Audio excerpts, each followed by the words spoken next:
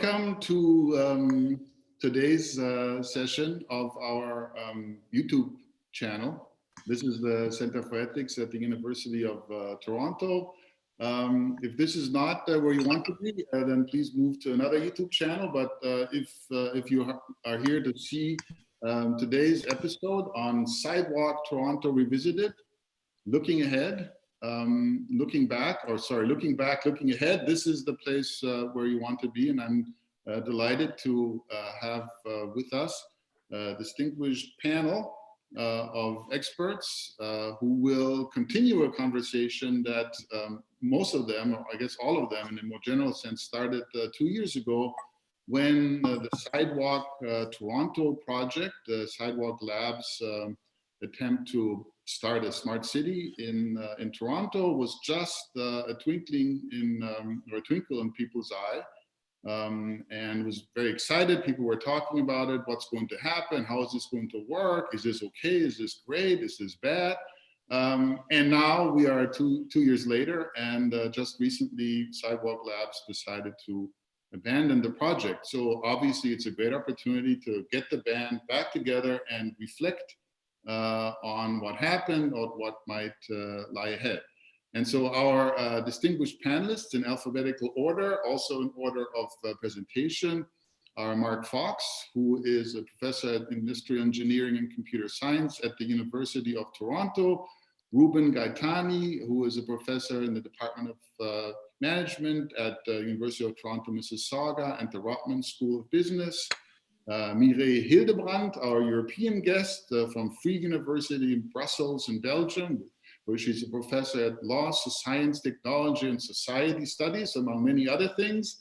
John Lawrence, a distinguished Toronto freelance author and editor who publishes in many outlets, including Spacing magazine. And last but certainly not least, we will hear from Mariana Valverde, who is now an emeritus or emerita professor at the Center for Criminology and Sociolegal Studies and Faculty of Law at the University of Toronto. So after all of these distinguished experts will have shared their views with us, they will discuss amongst themselves, and we will close around 10:30, or for our friends in Brussels, 11:30, or for our friends in Brussels at 5:30. So now, without further ado, I turn it over to Mark Cox. Thank you, Marcus. I'm just checking to see if my mic was on. Good.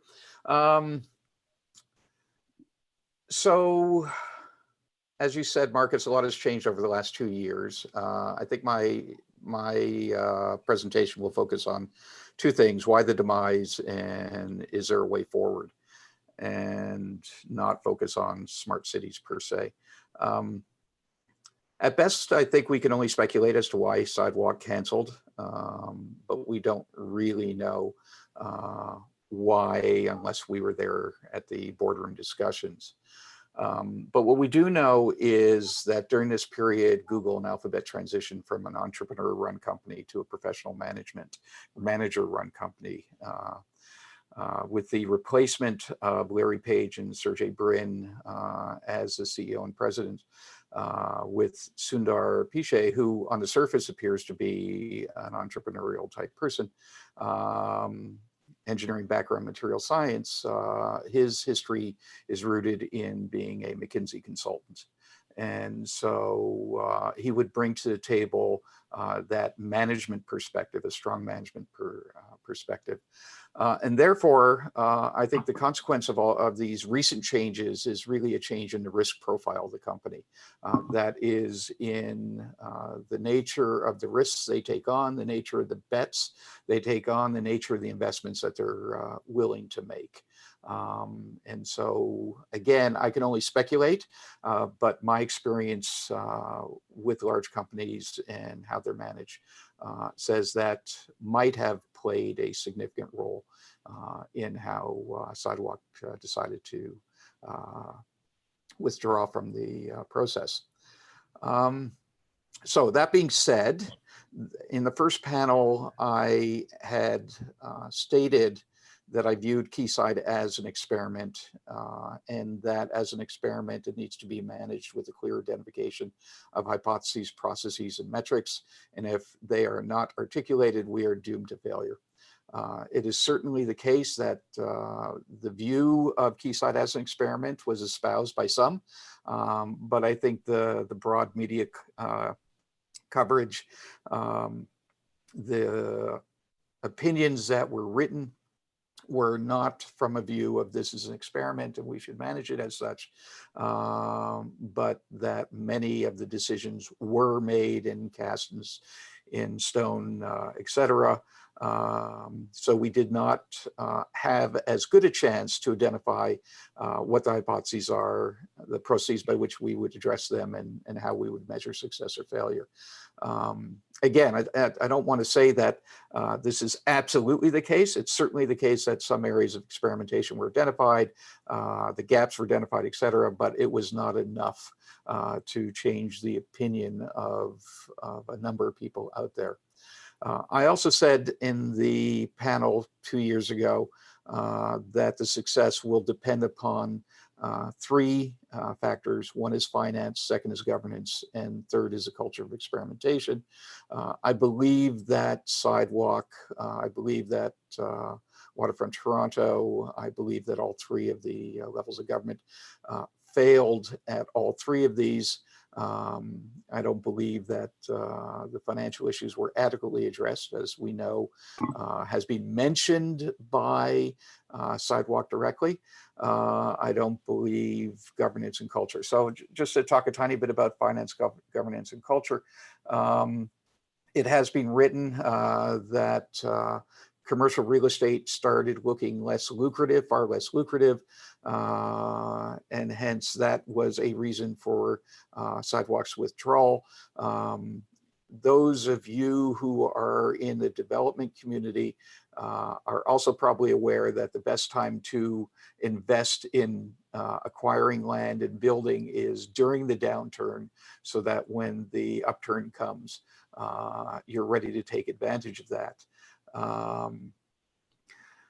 They also, Sidewalk explicitly said that the pandemic economic devastation is a reason for its decision to shift away from city building, and that they would go back to focusing on startups and individual technologies. Nevertheless, it is in discussions with other cities. I believe there is an issue around finance, and I believe that as the risk profile of the corporation changed, that finance became a bigger issue. I guarantee you that that Alphabet and in the past has invested a lot of money in things that they don't see any return for a long time. Just they didn't see the risk here being acceptable. From a governance point of view, again, I think I used the term dog breakfast last time.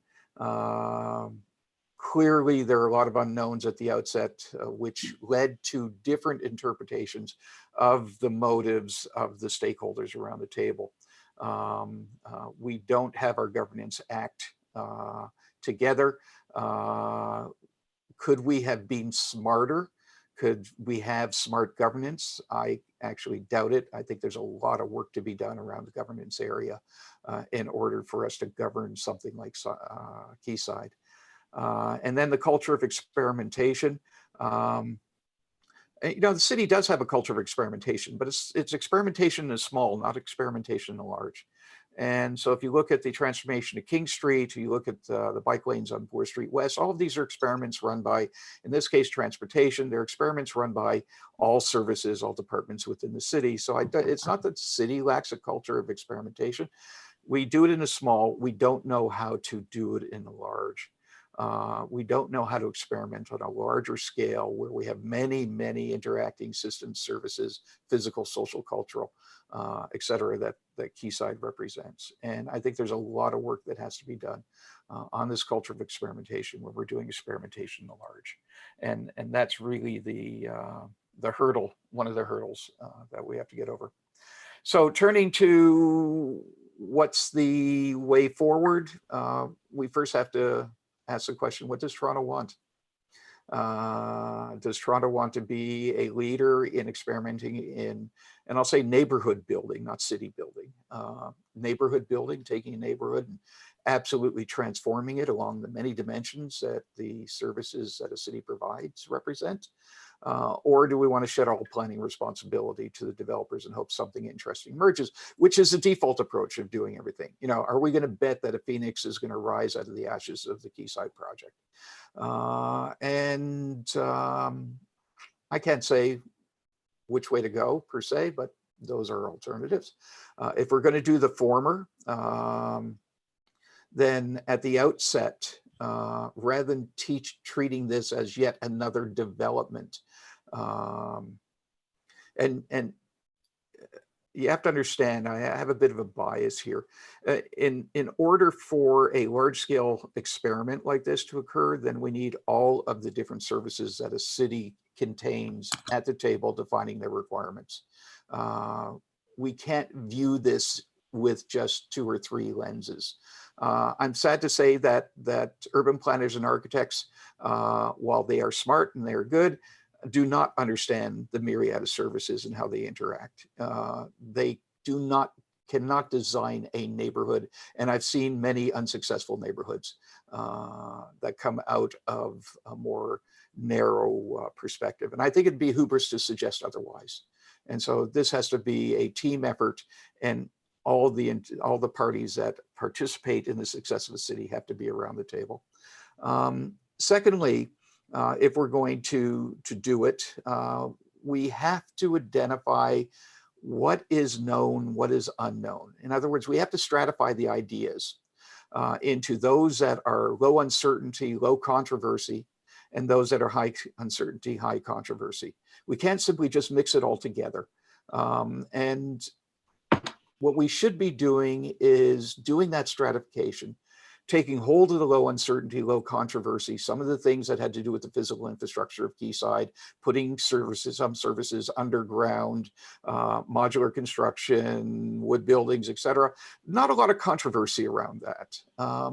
And those are the things that we should be pushing forward on. And the high controversy things, we should identify as such, and we should create experiments. We should start identifying who are the stakeholders, the interested groups, and start discussing how can we construct experiments that allow us to determine what the appropriate direction is that we should take. And so we don't have to make commitments yet on data, how it's going to be gathered, who gets access to it, when we don't really have answers to that, final answers on that. But we can put in place all the infrastructure to allow for implementation of those decisions. So we can put some of the physical infrastructure in, we can put some of the communication infrastructure in. All that stuff can be ready for when we actually figure out how we're going to approach a particular issue. So those are my thoughts on going forward, and you know, will we be successful? I'm not going to say. All right, well, thanks very much, Mark Fox. Now proceeding alphabetically, next up is Ruben Gaetani, professor at Department of Management, University of Toronto, Mississauga, and also the Rotman School of Business. Ruben, so it's all yours. Thank you, Marcus, and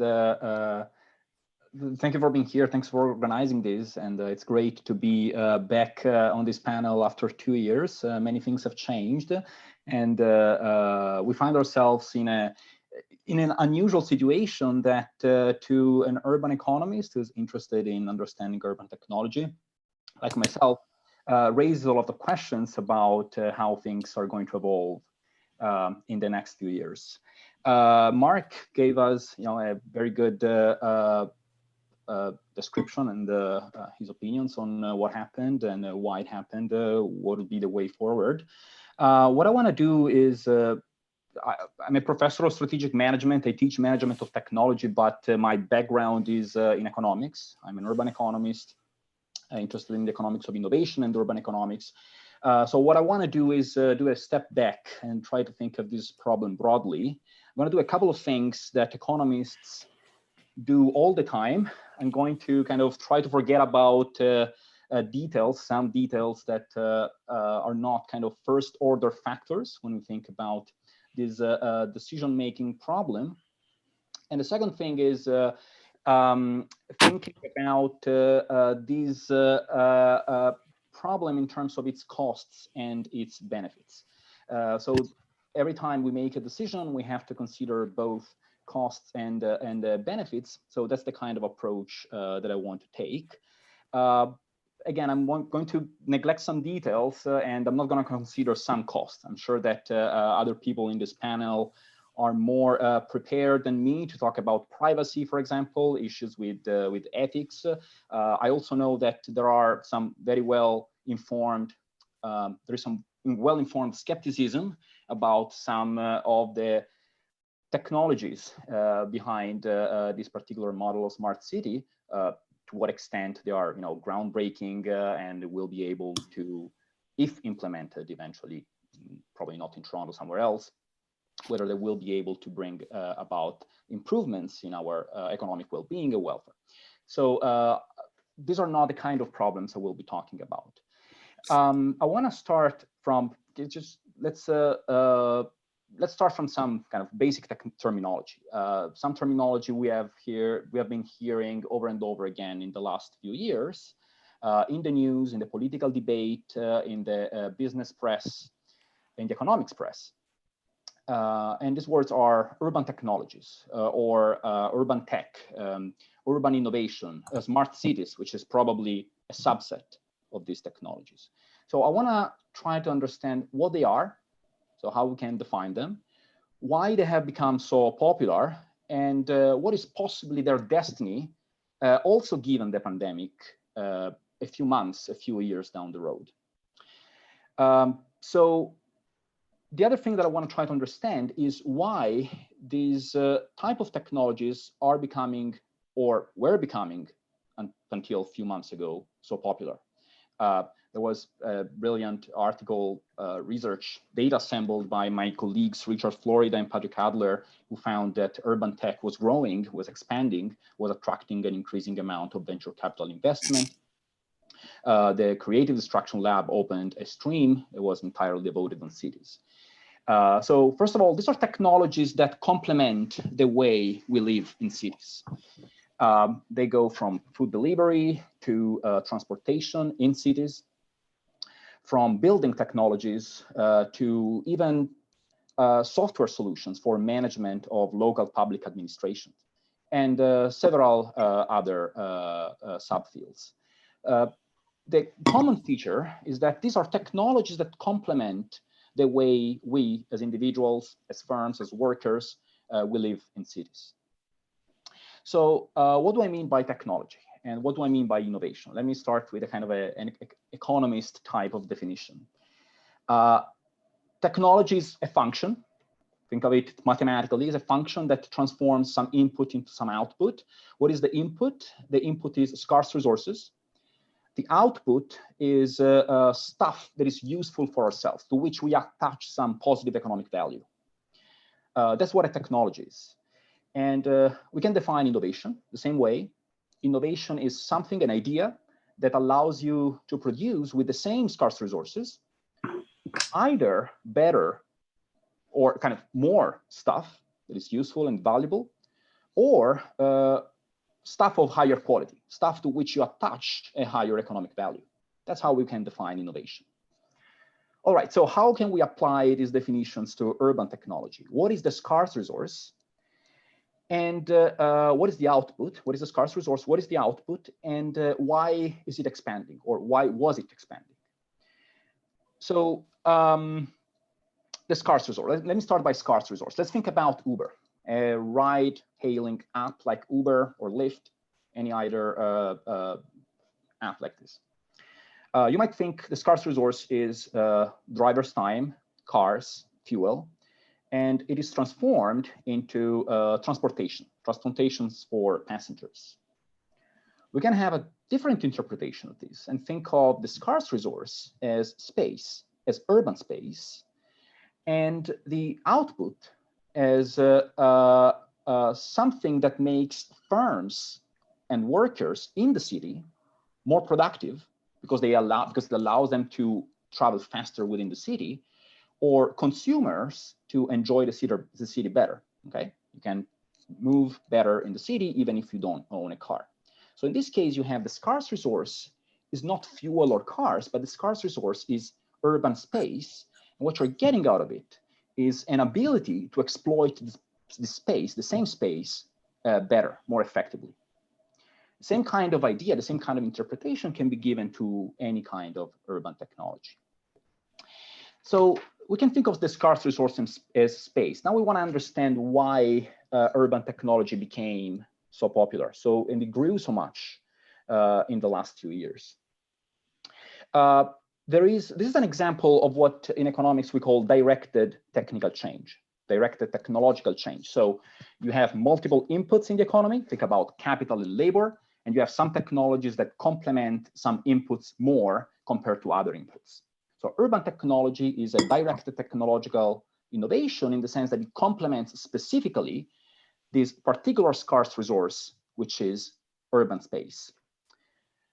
There is a brilliant theory or theorem in economics, let's call it a theorem, that tells us that whenever a scarce resource becomes scarcer, you're going to have innovation which is directed towards it.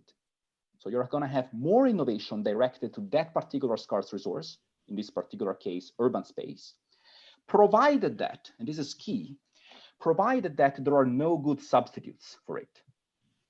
So if there are no good substitutes for urban space and urban space become scarcer, so it becomes more rare, then you're going to have innovation that is directed at making a more effective use of that particular resource.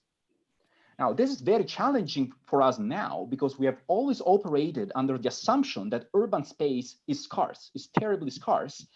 But in the last 2 months, we have seen that there are very good substitutes for many of the things that made urban space so valuable. Personal interactions, scientific collaborations can happen over Zoom, and that's a very good substitute for physical proximity. So that's one of the reasons why urban space becoming scarcer might be one of the reasons why urban technology has grown so much. And one of the challenges for what the value of these urban technologies might be in the future after the pandemic. The second reason might be that the output, not the resource that is used, but the output of that particular resource is becoming more valuable. Now, what is the output of that particular resource? Well, in general, the output of space is, consumer goods, services, and so on. But the particular output that is produced in scarce urban space, think about San Francisco, think about Seattle, think about Denver, think about the urban hubs in North America and Europe, why not Toronto? This is a particular type of economic output. This is knowledge-intensive output, which is becoming the main driver of economic success of cities, regions, and countries around the world. So we're using cities to produce the output that is most valuable for our economic success as cities, regions, or countries. So the value of the output of cities is growing.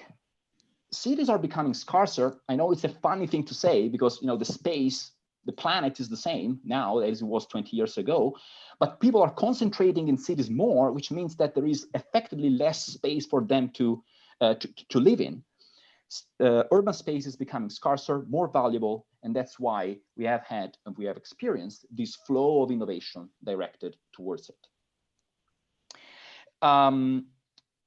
Why is urban space so valuable? Well, if you want to establish a factory, you can just go somewhere in the countryside, in the far suburbs where density is low, purchase cheap land and construct. But you're not going to get that kind of diversified density with a concentration of talent, skills, and so on that really allows you to come up with breakthrough innovation and compete effectively on a fast-growing technological environment.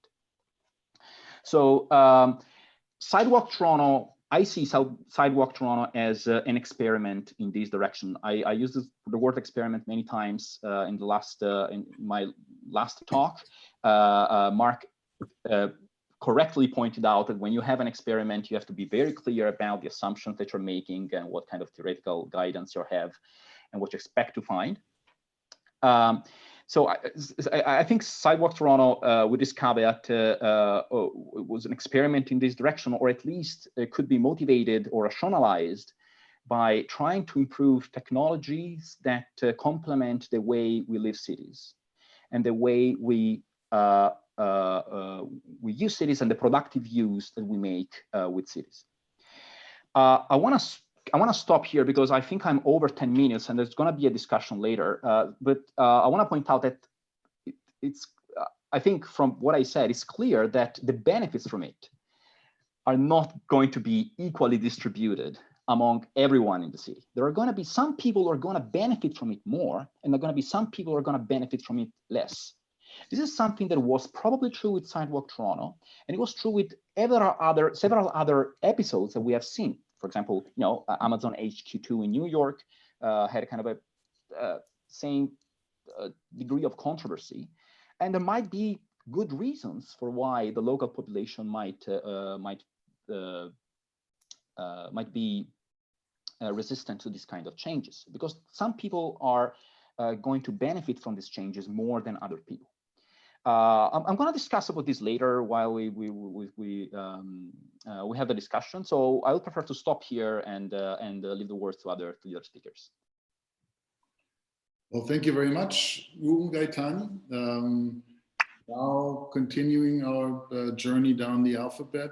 Next up is Mireille Hildebrandt, who is joining us all the way from Brussels, where I understand the weather is beautiful.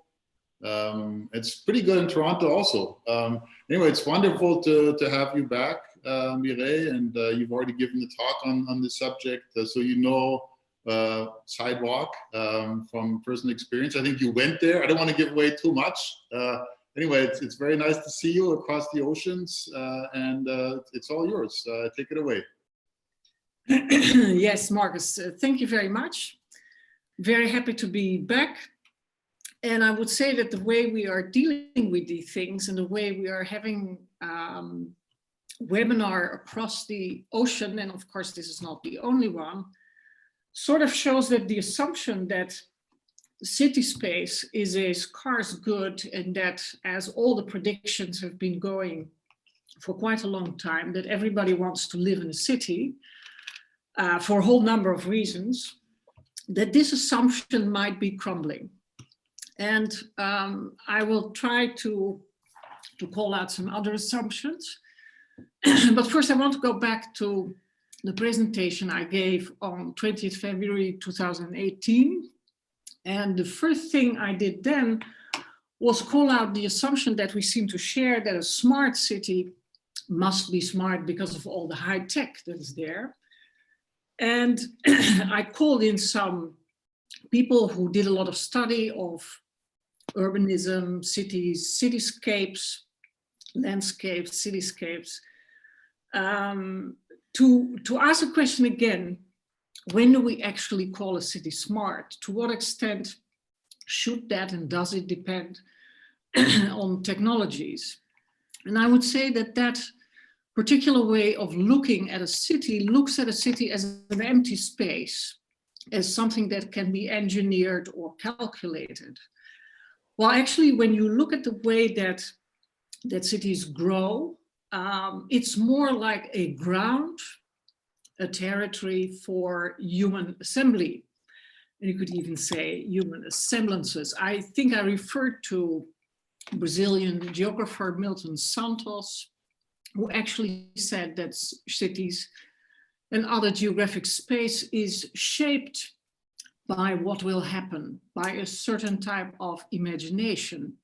You could say that he's very close also to the idea of cities as palimpsest, so as something that is growing historically based on all sorts of different overlaps, a totally different picture of the idea of empty space.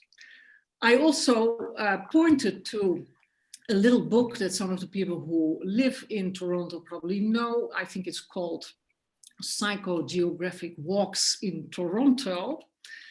And that gives a very nice couleur locale of all the idiosyncrasies of different neighborhoods. So instead of thinking of a neighborhood as something that is designed, you can also think of a neighborhood as something that is maybe partly designed, maybe partly erupts and grows, etc. I also pointed to a book by Thomas Nail, The Figure of the Migrant. We sort of assume that sedentary life would ended up in big cities, the space-time that we're in now, that's the assumption, and that people moving are the complication, the strange thing that's the other. And Thomas Nail actually in his work, The Figure of the Migrant, says, let's look at the other side, that moving is increasingly the default, which also I think has enormous implications for our understanding of the city. And I looked at the artwork of Julie Muruti, who speaks of glocalities. And in her work, she has this idea of the palimpsest by all sorts of different layers that are partly scratched out. Basically, there is an enormous sense of architecture in her work. So she overlays the very rational ideas of designing, engineering, architecting cities with what grows and what lives there. So we have the dreams of smart cityscapes that are based on a kind of over-complete datafication. Just think of some purposes that we might have regarding food safety. Imagine that you can check restaurant reviews for foodborne illnesses. And I'm imagining a cityscape full of sensor technology, etc., and social networking, reputation, the combination of the Internet of Things, social media, apps, etc. Social security, imagine that you can cross-check municipal databases for those in need of support. So I'm looking at the other side of surveillance for fraud detection. Policing, well, we all know about crime mapping based on sensor data, prediction of violence, theft, suicide, child abuse. Education, predictive analytics, based on iterant testing, which is of course already with us, but add to that social media and sensing data. Housing policy on rent, ownership, distribution per neighborhood, desegregation, segregation, whatever you want. This can be done in different ways, of course. Energy usage in public space, all kinds of what used to be called ambient intelligence. Of course, also crowd management, ways of routing in case of catastrophe and public events. When you look at the contract tracing apps, they are now under discussion. That is also a tool for crowd management. Shopping centers, walled gardens, behavioral advertising, location targeting, etc. So when you look at a city, you can look at it at 3 levels now. You can look at the geography, the physical circumstances, the history that is there, the bricks and the bones. Some would call that brute facts. The next layer is the institutional layer, things like the municipalities, schools, housing, events, policing. That's another type of intangible or seemingly intangible institutions that we have to navigate, that frame the way we organize things. And in that are the individuals, the humans that are interacting with and within that space, within others, buildings, but also these institutions. Now, the idea of the smart city brings a new layer to that, 3rd layer, which consists, let's say, of artificial agents. Doesn't necessarily have to be general artificial intelligence, which doesn't exist, of course. It is not all different types and levels of artificial agents that may be adaptive, but you can also imagine a rigid algorithmic space. So both the use of data-driven machine learning systems, maybe to some extent autonomous, and things like self-executing code, whether you're talking about distributed ledger technologies or not. So we have the idea of an Internet of Things come through in the broad sense, including cloud, robotics, etc., self-driving cars. Maybe that's a surveillance utopia. Looked at it from a positive side. Of course, you can also look from the negative side. You can say this is one big sandbox with a halo of experimentation. The innovation conundrum, of course, is there. The idea that innovation is good because it's innovation, which I think everybody would agree is not that simple. There is a lot of hope vested in machine learning and artificial intelligence, as I said. And there is the aspect of government and governance, the idea of public-private collaboration. But under that and in that, there is the idea of the citizen as a user. I want to share 2 slides before going on. Marcus has been prohibiting this, but since I'm always resisting everything, let's resist this also and do this. Can you see the slides? Yes. Marcus, can you see the slide? Yes. If you can see it, everybody can, I'm sure. So in 2018, I talked briefly, because that's closer to my home, the experiment in Eindhoven. Eindhoven, at the south of the Netherlands. Philips is there. It's some people call it the Silicon Valley of the Netherlands or whatever. Anyway, there was an experiment there, Stratumseind 2.0. And there was a very interesting article that I discussed a couple of years ago. But I wanted to take out this figure 1, and it takes a cybernetic perspective on smart safety governance. On the left side, you see signals. The signals go into sensors. There is control up there, and the control takes care that the sensors, that in between the sensors and the effectors, something happens, and then we have effect. I like this picture because it is very simple.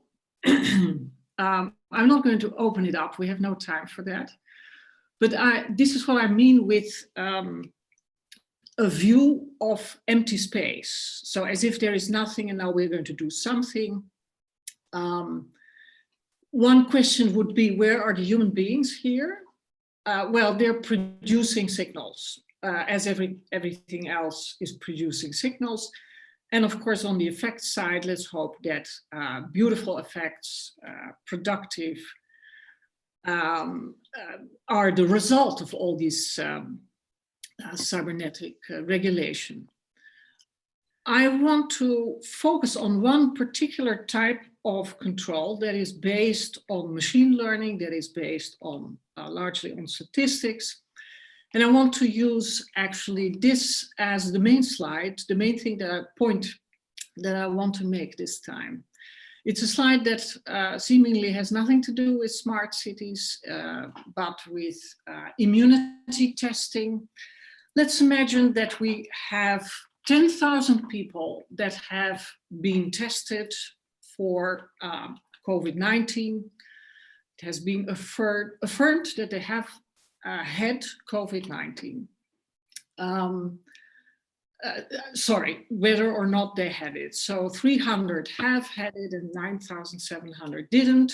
And now we're going to do some immunity testing. You see on the left side that of those who had COVID-19, 281 test positive. 19 test negative, that means we have 281 true positives and 19 false negatives. On the other side, the majority did not have COVID-19. That's, we're talking about 9,700 people. They're also tested for immunity. And there we have, again, a huge majority that gives you a true negative, and a relatively small minority, 4.4%, 427 people who are wrongly tested positive. Now, when you stay at this level, you will see that of the people who had COVID-19, 93.8% is correctly tested. On the other side, 95.6% is correctly tested. Isn't that great? So we seem to have high accuracy here. Accuracy is a term with which a lot of machine learning applications are sold. Also when it is said that the accuracy actually outperforms human beings and experts. However, just imagine that a particular individual tests positive. What does that mean? How big is the chance that that person is actually positive? There are in total 281 plus 427 people who have tested positive. And 40% of them have been correctly tested positive. 60% have not been correctly tested positive. Now, let's take away the PowerPoint and stop the share screen. Why am I saying this?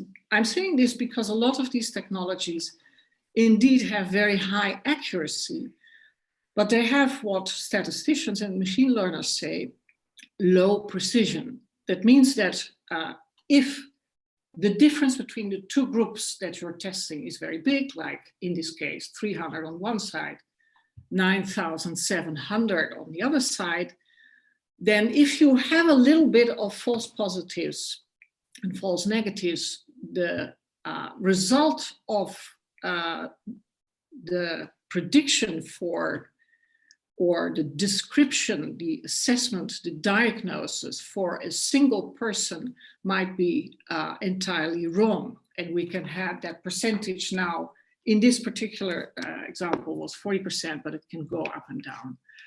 Why is this important? Because a lot of the technologies, a lot of the machine learning applications that are used in the dreams about smart cities have accuracy that is very high, but very often the groups that are tested, and for instance, the people that you want to know, for instance, you want to test for social security fraud, that's a very small group.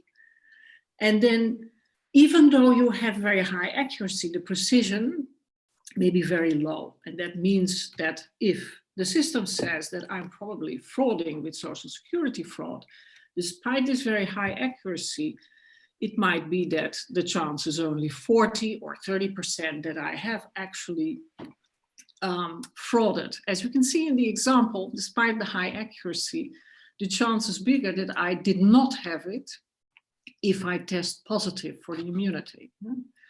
So this is a well-known trap in statistics, and I'm sure that everybody here knows about this, but it has large consequences if you try to manage a city this way. I think it is very important if we try to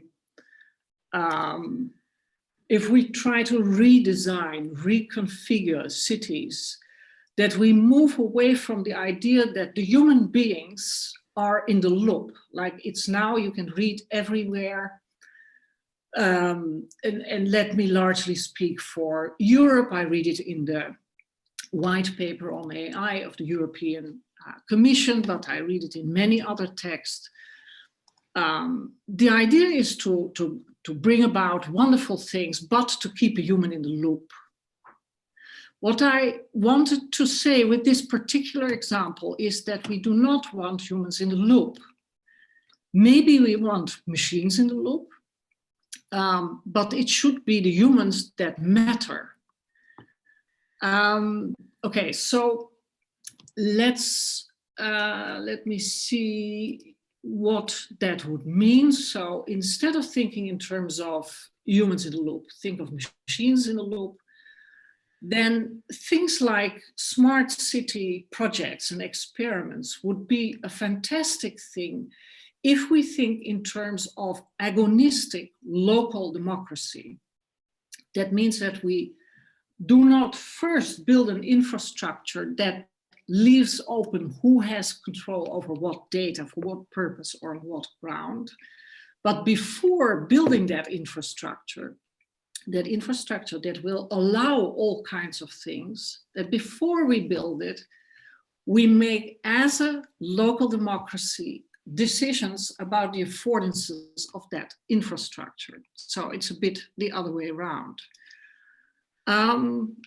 It also means, I think, that the idea that us human beings are using technologies is sometimes naive, because these technologies are actually using us. If you look at machine learning applications, then we're basically the data engines. So we must learn that, yes, we use technologies, we're also used by these technologies. And it's very important to move out of this use talk and learn how to interact with these systems, but then based on a proper understanding of what statistics and thereby machine learning can and cannot accomplish. And I would love to say much more, but that will wait for the discussion. All right, thank you very, very much, Mireille Hildebrandt. Next up in our alphabetical journey is John Lawrence, Toronto-based freelance author and editor, who I should mention, since this is turning into sort of a COVID-19 related conversation, also contributed an awesome episode to our Ethics of COVID series on Friday. So I highly recommend you take a look at that talk also. But anyway, now it's all about Sidewalk Toronto, John, and it's all yours. Welcome. Thank you. And I'm very much enjoying the talks of my co-panelists. I have to say that I have no idea what I said in the first session, so I'm going to just go for it. And what I want to do is talk a little bit about this specific place that we're talking about, and Toronto's waterfront, and this particular part of Toronto's waterfront, and a little bit about the history that got us to this particular moment and this juncture, because I think that the history is important and explains a little bit about why we ended up with the result that we got.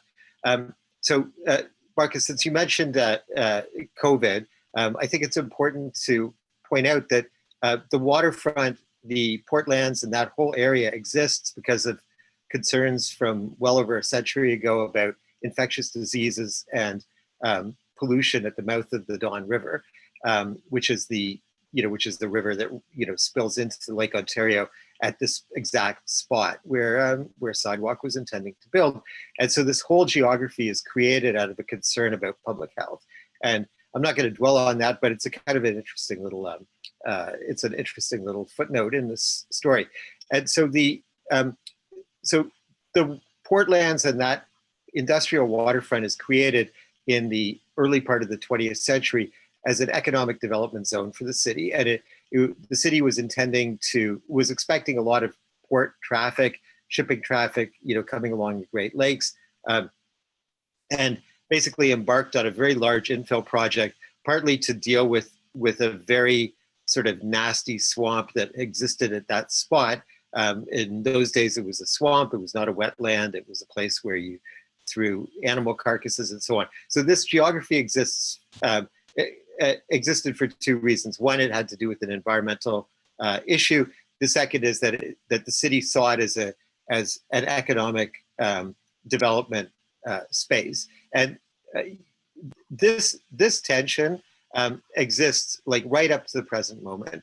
And I think that part of the reason that Sidewalk failed was that they did not really understand the space that they were entering. And I mean, we'll be talking about why Sidewalk didn't, sort of, wasn't able to sort of seal this deal for a long time, and market may well have to do with the, the broader corporate imperatives of Alphabet or other factors. But, clearly there was a mismatch. There was something that just didn't click. And I believe that we should spend some time unpacking why that happened. And Waterfront Toronto, in my view, needs to spend some time kind of really reflecting on A, why it exists, B, what Torontonians expect of this particular space and this particular geography, in order to sort of come up with something that's next. What's the next step? So, in the 1950s, when the St. Lawrence Seaway opened, the Toronto port basically became kind of redundant, and for a long time, that whole geography was essentially a kind of a dump zone. Very low, low value added uses. There were oil drums. There were, piles of, different types of building materials. But basically, it wasn't a very productive area. Fast forward to the 1980s and the 1990s, and there's all this talk about, bringing in Olympics to Toronto. There was an idea that this area could house part of the Olympic Village and the Olympic Stadium. And when Toronto embarked on a bid for the 2008 Olympics, which was eventually went to Beijing, there was a proposal to sort of revitalize that whole waterfront area as part of the legacy, which is what the International Olympic Committee is always looking for. And so, in order to kind of create that revitalization framework, the three levels of government and some outside planners and consultants conceived of the idea of a single development corporation that would cut through the sort of red tape and competing bureaucracies, that competing jurisdictions that owned land in this area, and would be able to expedite redevelopment according to a number of precepts, one of which was economic development. So the idea that this area should become a sort of a kind of a platform for the city's future economic development. It goes back to 1912 when the Toronto Harbour Commission was created, still existed when the city was trying to get the get the Olympics in 2008, continues to this day.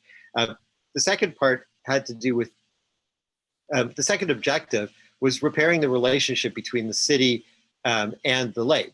And so, students of Toronto history will know that this relationship has been, was functionally severed for many years for industrial purposes. The railways went along the lake, industrial uses were along the lake, and there are places where the city, where residents can access the lake, but there are a lot of places where, especially in the central waterfront, where the lake was not available to people because it was so industrialized. And there was a Royal Commission on the Toronto waterfront in the 1990s, which established that the relationship between the city and the lake and the river systems and the watersheds, all the way north to a large moraine system, were all kind of integrated into a large sort of unified whole that represented the geography of Toronto and Greater Toronto.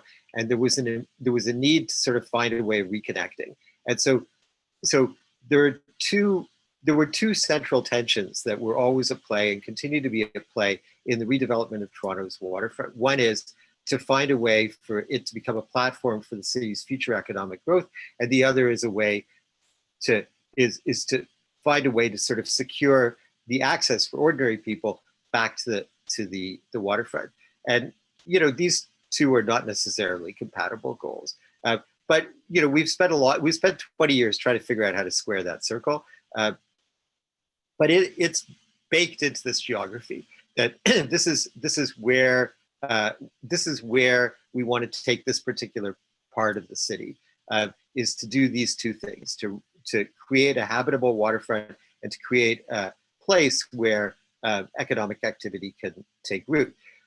So part of the thinking around the creation of the development corporation that became Waterfront Toronto was that the model of Canary Wharf in London was a great model. And the reason that this was seen as a great model is because some of the planners who were very much involved in the creation of Waterfront Toronto had worked for Olympia and York, for those of you with long memories, who were the developers of Canary Wharf. And so there was this notion that you could take a derelict industrial waterfront and kind of redevelop it with intensified uses connected to the city, and then you would be able to move forward.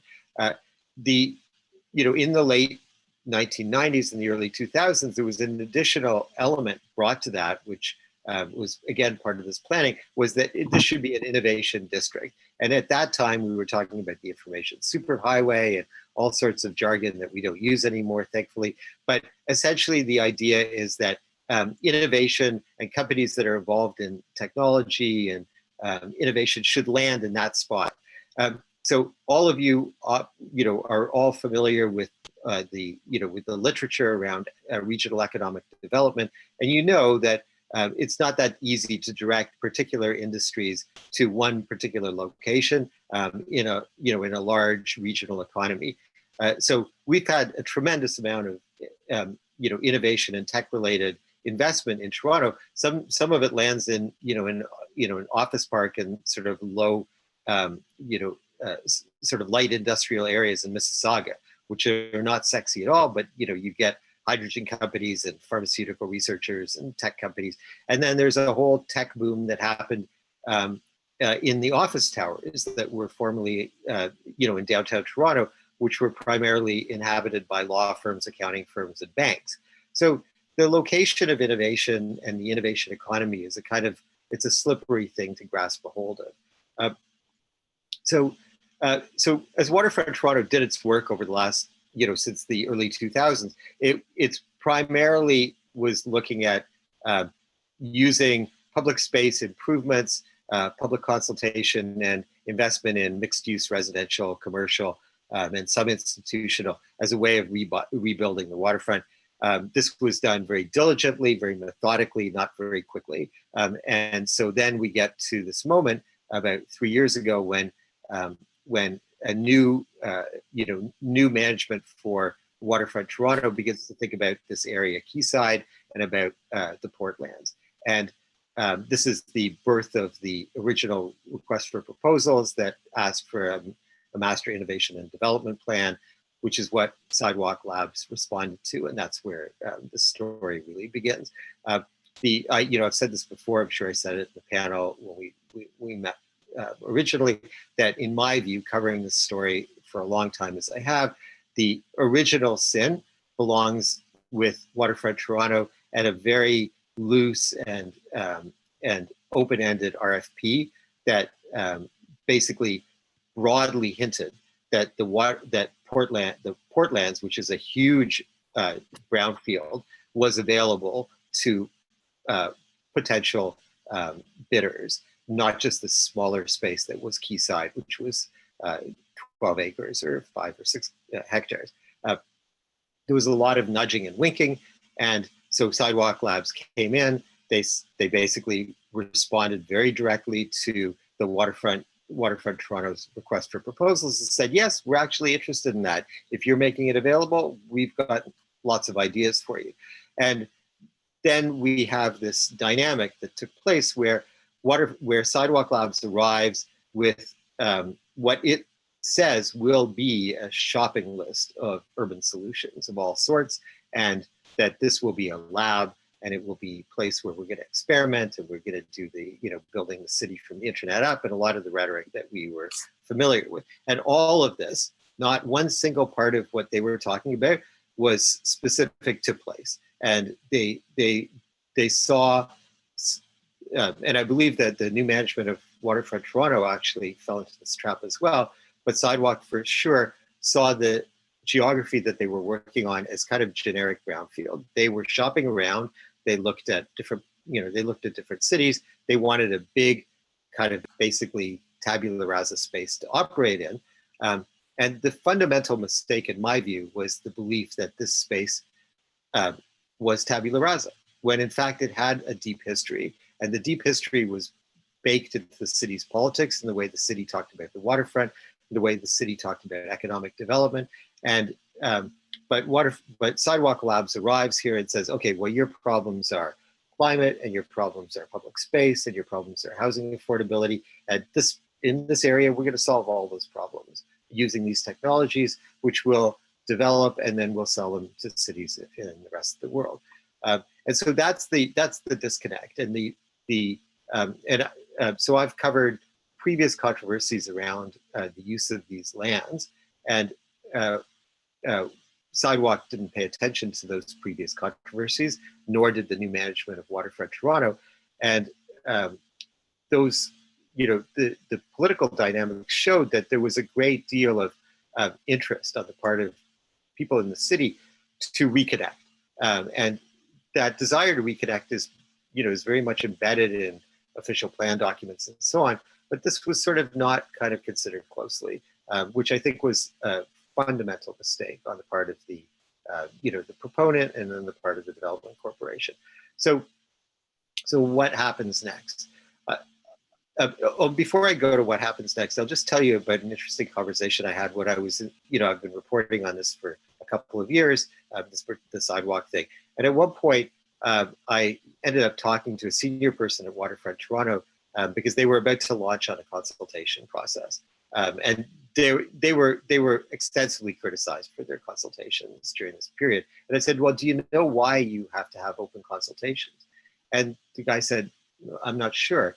And they were just kind of going through the motions. And there was a lack of institutional memory as to why Waterfront Toronto had been created in the first place, why that openness was so important, and why these kind of deep imperatives to reconnect with the waterfront were so vital to whatever was created down there.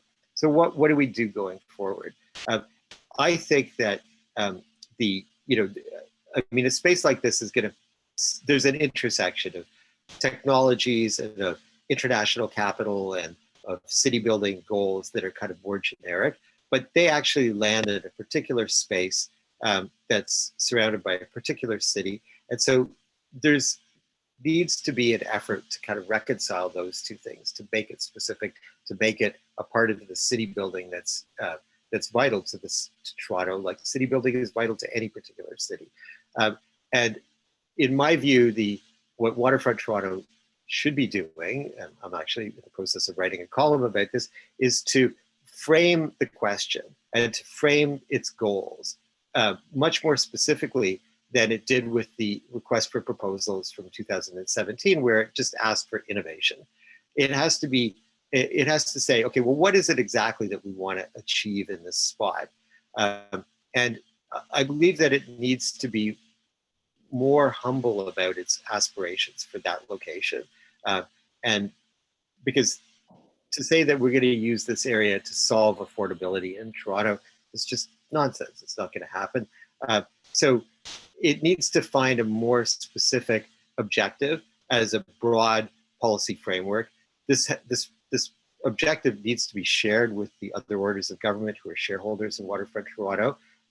So there has to be that kind of consultation and that process of engagement with other governments and with the public. And then the development plan and the technology strategy and whatever else flows from that. And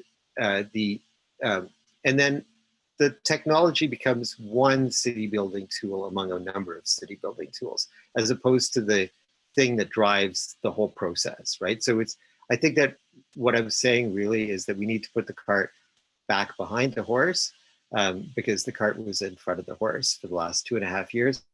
And so with that, I'm going to stop and I'll leave it to Mariana, who has, I suspect, plenty to say about Waterfront Toronto. All right, well, that was a nice segue to Mariana. Thank you very much, John. This is fantastic. And now, next up is Mariana Valverde, Emerita Professor at the Center for Criminology and Socio-Legal Studies, and also the Faculty of Law. So, Mariana, it's nice to have you back, and it's all yours. So we're now at about 11:05. My suspicion is that we won't have enough time to have a wholesome exchange of ideas, but I'd be happy to extend this to 11:45 if your busy schedules allow this. So Anyway, but it's all yours, Mariana. Welcome. Okay, thank you. And it's wonderful to have had John give the history and geography of the place where a Google company that obviously didn't have a clue about anything in Toronto, including that particular space. It's really great to have had that. So I just want to continue from what John was saying. And I want to mention something which John, of course, knows perfectly well, but a lot of people, even in Toronto, don't know, which is that Waterfront Toronto is not a democratic body, and it was specifically set up to not be democratic. John mentioned Canary Wharf.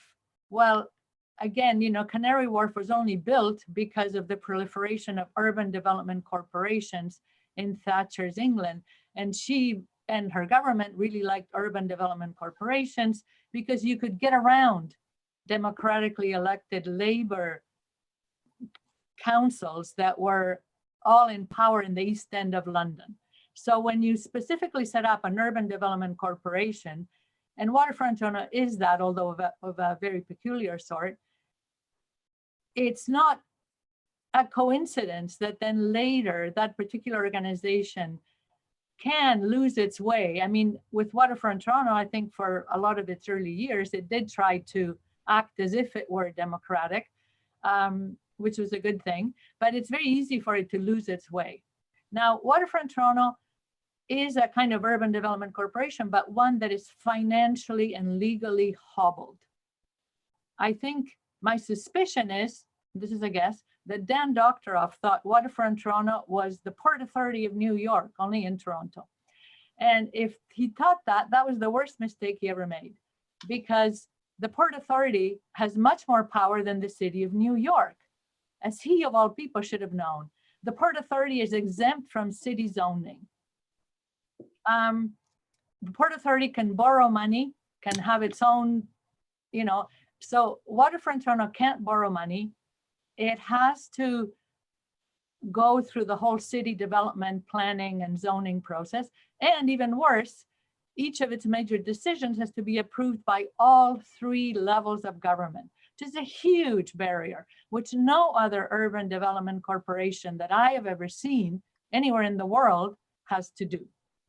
So it's both outside of democracy, but at the same time completely hobbled, not just to one government, but to all three, which is, you know, sort of an impossible situation, really, which is no wonder it couldn't do anything really innovative for a long time, because if you have to account to all three governments and they have to give you explicit permission, then, you know, it's going to be very hard to ever do anything, especially in a country like Canada, where provinces are very powerful and they're often governed by parties that are not the same as the ones that are in power in Ottawa. So democracy, I think, is really the most important thing about smart cities and about urban planning. And, you know, Mireille made some mention of this, but I think one thing we should learn from what was really a debacle, not just because Sidewalk Labs left, which is not necessarily a debacle, but because for the last 2.5 years, a huge amount of energy and effort has gone into debating what Sidewalk Labs wanted, or, I mean, all kinds of public money has been spent hiring extra staff for Waterfront Toronto so that they could deal with all of this. All kinds of other things have been neglected because everybody was focused on this. And the world's attention too was focused on it. So like The Guardian was covering what was going on in Quayside, even though they never understood what Waterfront Toronto was and misreported. And what, you know, one of the things that got neglected is what is going on in terms of urban technology all over Canada. So right now, I, together with Alex Flynn at UBC, I'm editing this book on smart cities, Canadian perspectives. And there is no smart city project anywhere in Canada where the public interest is not represented by a democratically elected body, usually the city sometimes a rural township, and it's interesting that there's been quite a bit of sort of tech innovation in rural townships. And in fact, one of the arguments we make in this book is that broadband access in northern and rural Canada is much more important than all the bells and whistles that were going to be happening at Quayside. But, and I mean, I've read a fair bit in the literature on smart cities in Europe. And in Europe too, you never have a tech vendor dealing with an undemocratic body. It's always a city, perhaps a region in some parts of Italy.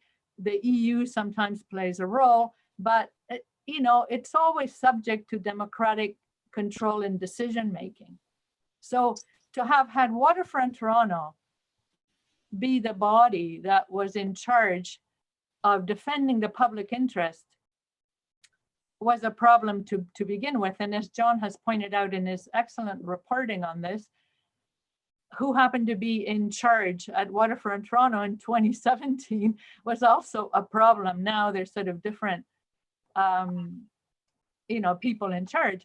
But in any case, it's a problem. I mean, I'm not sure Dan Doctorow ever appreciated the fact that Waterfront Toronto is not the Port Authority of New York. It could not make its own decisions. And then somebody must have told them at some point that this was the case. And so he started to go around to meet with city councilors. And I have talked to many of them, as I'm sure John has, and he came across as the most arrogant New Yorker in the world. So, you know, it's like, no, too late. You should have talked to the city before you submitted this plan to Waterfront Toronto, because the city's not used to being ignored. And in the end, they have the power, and they particularly have the power over the Portlands. And anyway, I want to make sure we have some time at least for questions. So I'll just reiterate that democracy is what was never present. Yes, we had consultations, but anybody who's been to a neighborhood consultation on some planning development will know there's a big difference between consultation and democracy. Democracy we never had. And I hope that smart city projects all over Canada, I mean, many of the projects in Canada, like in Montreal, in Guelph, are really interesting, and they are democratically led. And I hope now we can at least start to pay attention to them and maybe do things in a better way. Thank you. Okay, thank you very much, all of you. So now it's 11:13 or 5:13 over in Belgium. One of us has to take off at 11:40. So what I'd suggest is that if it's okay with you, that we go until 11:40 at the latest, and that we just go back through the lineup again. And you pick up on things that have been said, comment, add additional reflections, starting with Mark and then working our way back to Mariana, who I hope will give a rousing final statement about what's up with Sidewalk Toronto. So Mark, we'd start with you, and then we'll keep going until at the latest 11:40, or again for our friends in Belgium until 17:40. Okay, Mark, go ahead. Thank you, Marcus. I wasn't actually thinking of considering that you're going to come back around, and I had to prepare for responding to everybody else's comments. You can save your time. That's okay. You can. I do have just some minor comments. I just want to repeat my position from 2 years ago that even though I'm from the technology side, my definition of smart cities doesn't include technology. It's focused on smart people, and if they want to use technology or need to use technology, then so be it. The other comment I want to make is that I'm always concerned when people start substituting AI and machine learning and stuff like that for smart cities. a city is much broader set of services and activities and everything else. And machine learning plays a very small role. And to believe that machine learning models are going to dictate what happens within the city in a large way is a misread of what the technology is capable of doing and the roles that it plays within the city. So I think we need to be very careful when we view machine learning in that way.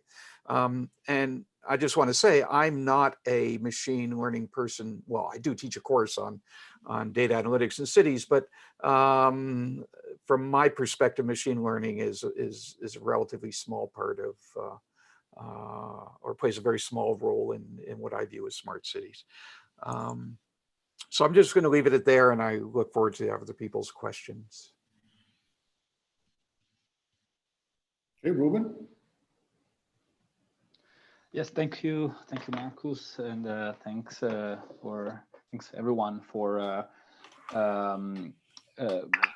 sharing your views on these.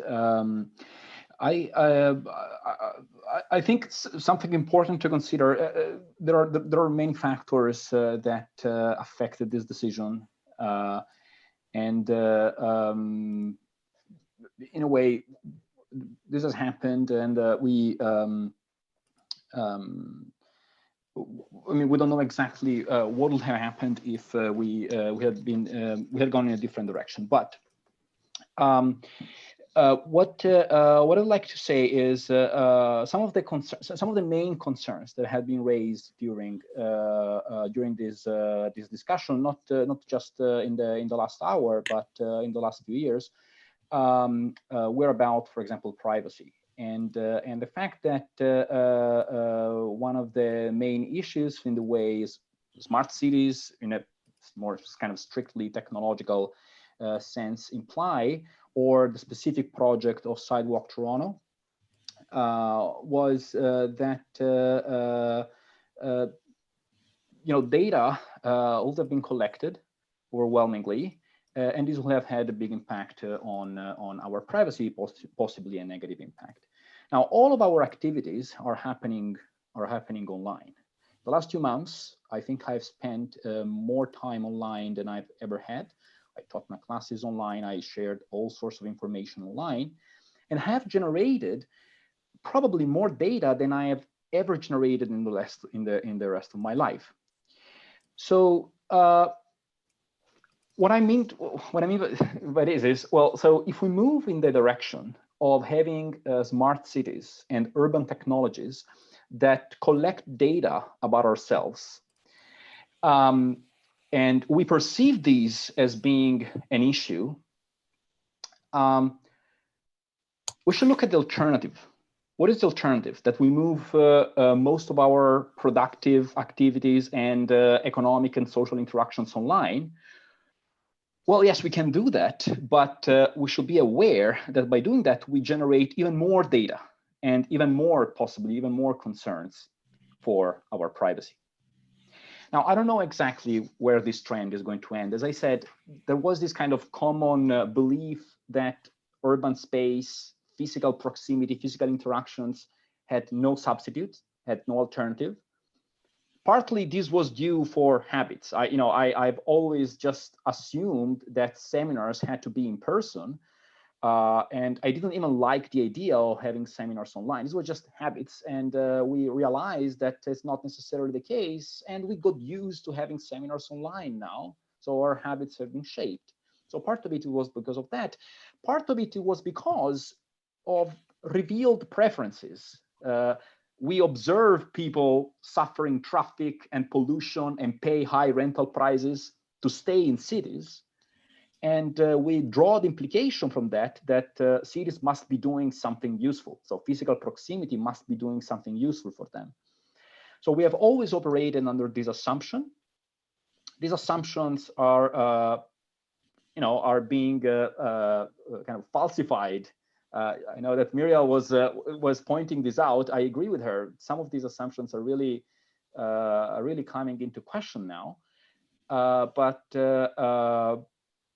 many of the issues that we raise when we think, should we implement more technology, more data collection at the level of city, probably apply to even worse extent when we think about having these interactions online and so on, or other alternatives. Thank you. Yes, sorry, I'm the next in the alphabetical line, right? Yeah, so somebody suddenly started cleaning my windows. I had to make some waves because they first dirtied them. Well, I'm delighted to be here because I was sort of in the middle between, I think, two perspectives that were more towards empty space, which I think is not a bad perspective. That's not what I'm saying. I think that's a very interesting way of taking a step back and looking at things.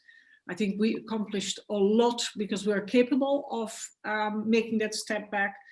The two speakers after me were actually looking at space in a very different way, like think about the history, about the way people move and navigate actually in this particular space, which for me is more difficult to speak about because I'm not in Toronto. Though the last time I did walk up to sidewalks, I took some photographs and it was a desolate space. There was nothing there. It was quite surprising. It was a parking lot, I think. Very depressing at that time. A few things. So again, I want to say is when we built the infrastructure for a new way of interacting in cities and outside cities, I think the opposition between cities and not cities is going to change, because we have now found out that we can indeed substitute or transform part of our physical proximity that we think is so important in the city in another way. So I think that's going to change. How, I don't know. But the sort of infrastructure that we're talking about here, like Mariana saying that broadband, for instance, is more important than everything that comes after that, is about a constitution not in the way of a law that is written down and then enacted, but that infrastructure, so that, let's say, ICT, information and communication technology infrastructure, that will be to some extent code-driven, to some extent data-driven, and of course every data-driven infrastructure is also code-driven. That will be our constitution, that will determine what we can and what we cannot do. It will determine what sort of decisions we can make and we cannot make. And why do we have a constitution? Because we agree with each other at the beginning of the polity that there are certain decisions we never want even our democratically chosen majority to make. And I think similar issues come up when we build this infrastructure. About privacy, I think I purposely didn't use the word. I think privacy is often a distraction. So in Europe, we have the GDPR, which is about data protection, and it may surprise you, but the term privacy does not occur even one time in the GDPR. So there are very different types of concerns in the GDPR. The processing of what is called personal data, but that's very broadly defined, is meant to safeguard fundamental rights and freedoms, not just privacy, of course, also privacy. But I think more interesting at this moment are non-discrimination. We know that within computer science, there's now an entire subfield, fair computing. I was general co-chair of the FET conference in Barcelona, beginning of this year, just before the lockdowns. So the idea of redistributing risks to fundamental rights and freedoms, I think that's what we have to look at, and that is what the GDPR tries to address, and I think personally in a very intelligent way. And privacy is one of the issues there, but focusing too much on privacy may imply that you don't see what is happening at another level in terms of this redistribution. Machine learning, the problem is that machine learning is to a large extent PR also for smart city projects. So the people that know something about machine learning, they're aware of the limitations. They're very aware of it and what it can do and what it cannot do. But in the meantime, it is still used to sell things. And what I try to show with that little slide, the difference between accuracy and precision, is that maybe it is very interesting to develop policies in the sense of at the general level based on this sort of accuracy, but it becomes very dangerous when you take individualized decisions, which is also what the GDPR singles out. When you begin to base individualized decisions on this, then you have a lot to answer for. I think I'll leave it at that. All right, thank you. John?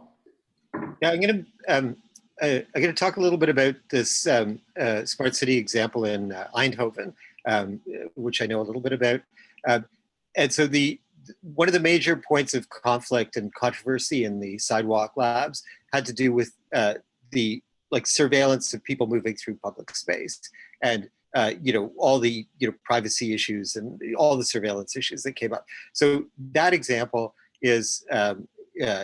I'm not going to try to name the street, but it's because I'm going to mangle the name, but it's a long street lined with bars, and it fills up on weekends and becomes very rowdy.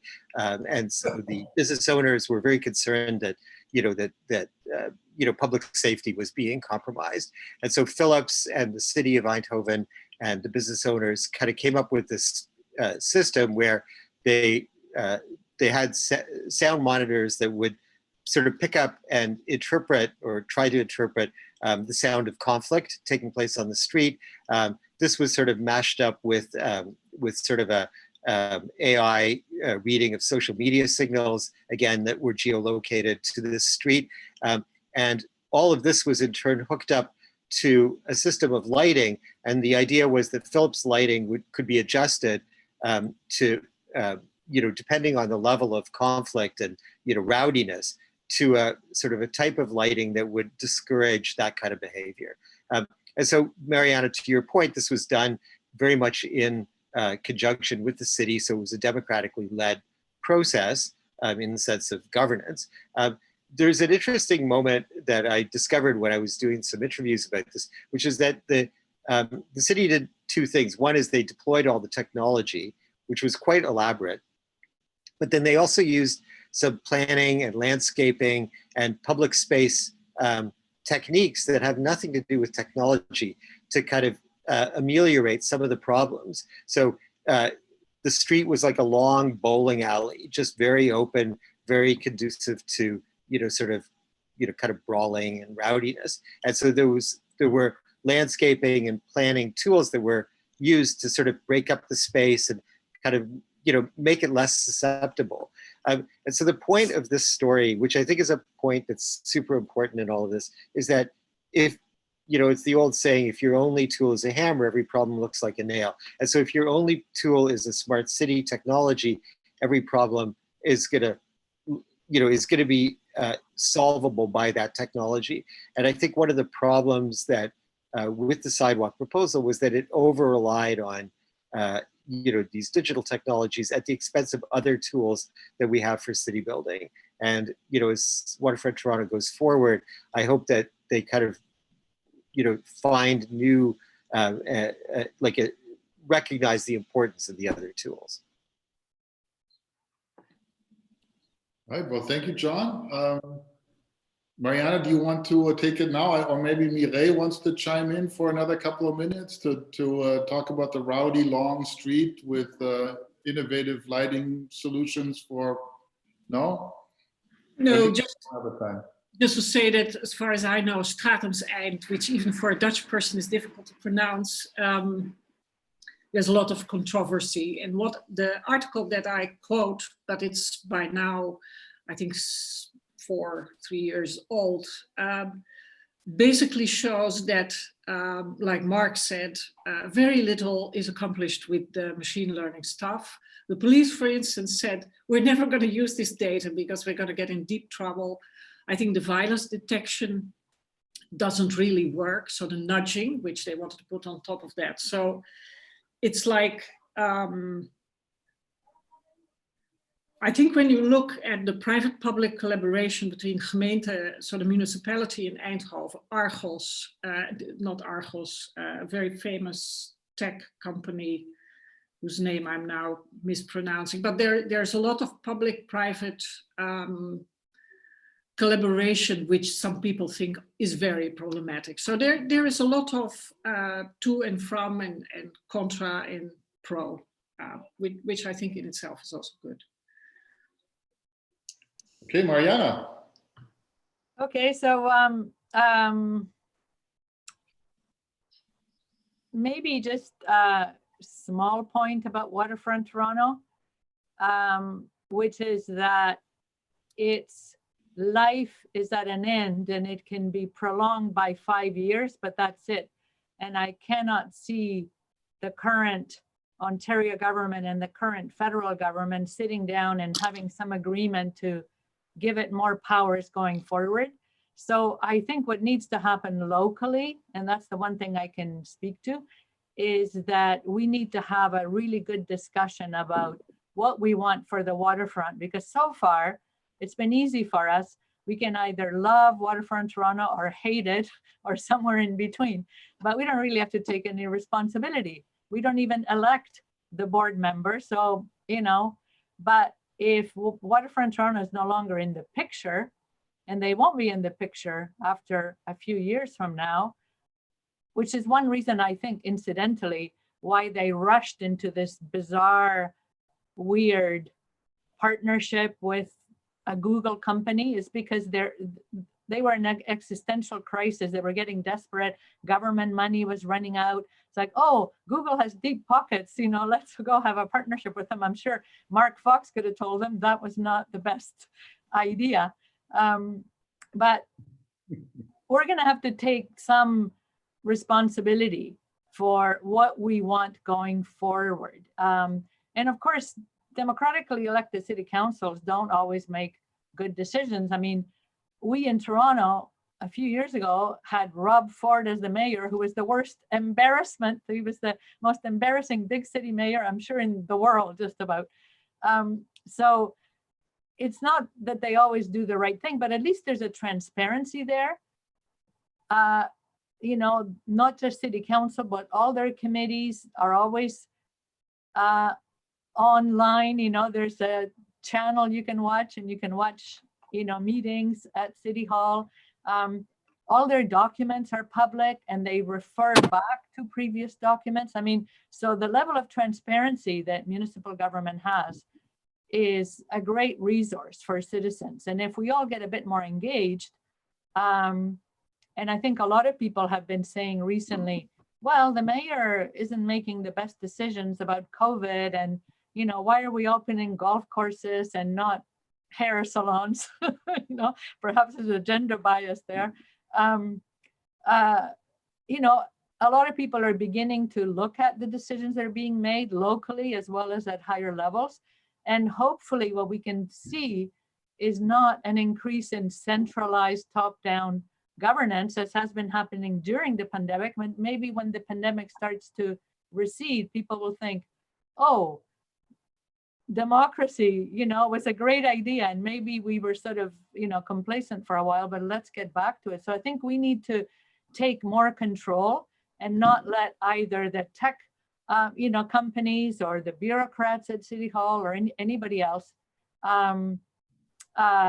make, you know, decisions. Because in some ways, Waterfront Toronto made a bad deal with Sidewalk Labs because we let them do it.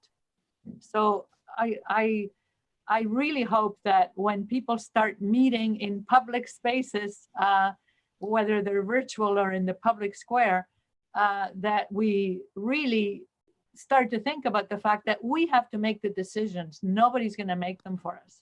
Or if they do, they won't be the right ones. Thank you. Okay, this is exactly what I was hoping for, a rousing call for participatory governance and transparency. And this is great. And so thanks so much for coming back. And thank you, Mark and Ruben and Mireille and John and Mariana. And I really look forward to seeing you again 2 years from now in 2022. Anyway, in the meantime, thank you very much and stay safe out there. Bye. Thank you.